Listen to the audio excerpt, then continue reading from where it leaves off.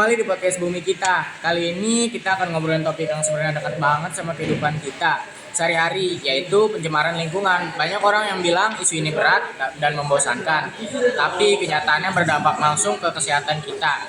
Bersama saya hari ini ada 5 teman SMA, yaitu Aku Rasida Ullah. Aku Saskia Nusahan. Aku Saskia Nabila Putri. Aku Queen. Aku Rizal. Yuk kita mulai.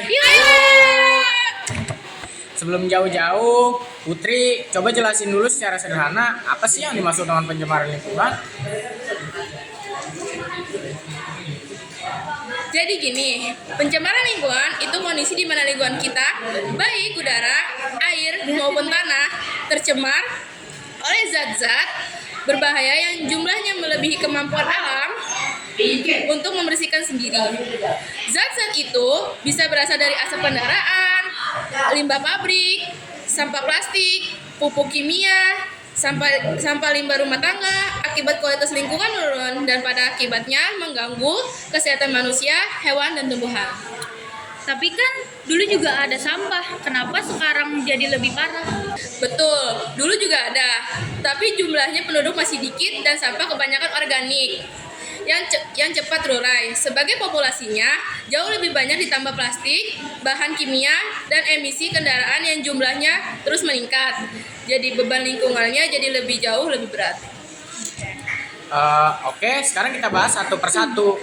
Aprizal, kamu yang lebih fokus ke polusi udara, gimana situasinya di Indonesia sekarang ini? Polusi udara kita sebenarnya cukup mengkhawatirkan menurut World Air Quality Report 2026 dari IKID. Indonesia masuk dalam 20 besar negara dengan kualitas udara terburuk di dunia. Rata-rata konsentrasi PM 2,5 di Indonesia mencapai 35,5 mikrogram per meter kubik. Padahal batas aman yang direkomendasikan jauh lebih rendah. Artinya udara yang kita hidup setiap hari sudah mengandung partikel harus yang berbahaya. PM.5 tuh apa sih sebenarnya? PM 2,5 adalah partikel sangat kecil yang ukuran kurang dari 2, mikrometer. Karena sangat kecil, partikel ini bisa masuk sampai ke paru-paru, bahkan masuk ke aliran darah.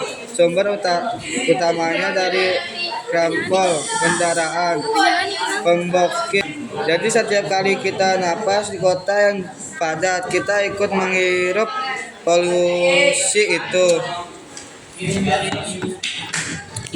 Parah juga ya. Terus soal air, bagaimana Putri?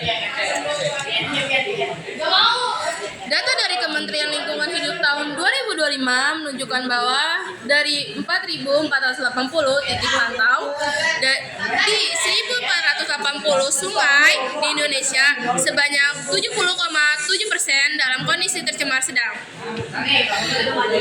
Hanya sekitar 29,3% yang masih memenuhi baku mutu, dan itu pun bisa dibagi di bagian hulu sungai besar seperti Citarum, Ciliwung, Cidase, dan Boang Solo dan Berantas, bahkan menunjukkan tren pencemaran yang semakin membusuk.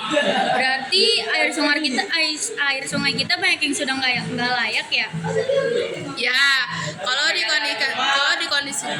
dikonsumsi langsung jelas berbahaya. Banyak yang tercemar limbah domestik, limbah industri, dan juga limbah sampah plastik. Nah, ngomong-ngomong soal plastik, Queen, kamu yang lebih paham seberapa parah sih masalah plastik di Indonesia? Masalah plastik ini termasuk yang paling serius. Sebuah studi yang diterbitkan di jurnal Nature tahun 2024 menempatkan Indonesia sebagai negara penyumbang polusi plastik terbesar ketiga di dunia setelah India dan Nigeria. Jumlahnya diperkirakan mencapai 3,4 juta metrik ton plastik yang bocor ke lingkungan setiap tahunnya. 3,4 juta ton, itu banyak banget. Iya, dan yang lebih mengkhawatirkan lagi, mikroplastik sudah ditemukan di udara, bahkan di air hujan. Penelitian dari Ekoton dan BRIN menunjukkan bahwa udara di beberapa kota besar, terutama Jakarta, mengandung mikroplastik. Artinya, kita bukan cuma bisa menelan mikroplastik lewat makanan laut, tapi juga bisa menghirupnya lewat udara dan terkena lewat air hujan. Jadi polusi udara dan plastik itu saling berhubungan ya. Benar, pembakaran sampah plastik misalnya bukan cuma menghasilkan asap beracun, tapi juga melepaskan mikroplastik ke udara. Kalau dampaknya ke kita sebagai anak muda apa, Jaskia? Dampaknya cukup luas. Dari sisi kesehatan, polusi udara bisa menyebabkan gangguan pernapasan, asma, penyakit jantung, dan dalam jangka panjang menurun kualitas hidup. Mikroplastik yang juga masuk ke dalam tubuh manusia masih terus diteliti, tapi sudah ditemukan di daerah dan beberapa organ manusia. Dari sisi lingkungan, sampah yang menyumbat saluran air bikin banjir lebih sering terjadi. Jadi dampaknya bukan cuma di masa depan, tapi sudah kita rasakan di masa yang sekarang. Tapi kan kita cuma siswa SMA, apa yang bisa kita lakukan secara nyata? Justru itu, sebagai anak muda, kita punya peran penting. Mulai dari yang sederhana tapi konsisten.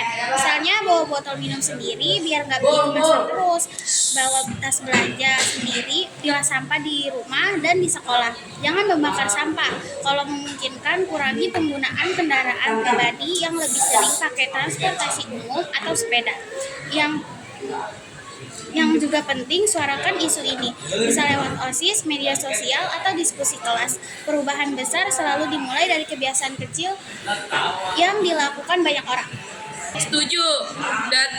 Data sudah jelas menunjukkan masalahnya. Sekarang tinggal kemauan kita untuk ikut bergerak.